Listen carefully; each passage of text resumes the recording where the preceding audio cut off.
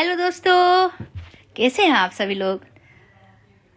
आप सभी लोगों को नए साल की हार्दिक शुभकामनाएं। वेलकम 2023।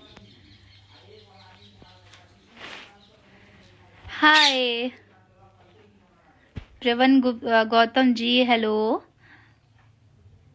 कौशिक कुमार जी, हाय। सत्या सम्राट जी, आपको भी नववर्ष के हार्दिक शुभकामनाएं।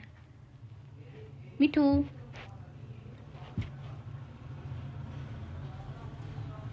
Sachin ji, thank you so much. Arvind Yadav ji, happy new year. आप सभी लोगों को हार्दिक शुभकामनाएं। नए वर्ष की बहुत बहुत बधाई हो।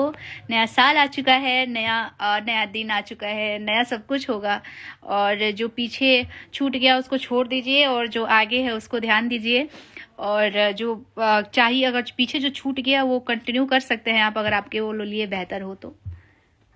अपने हैप्पी न्यू ईयर।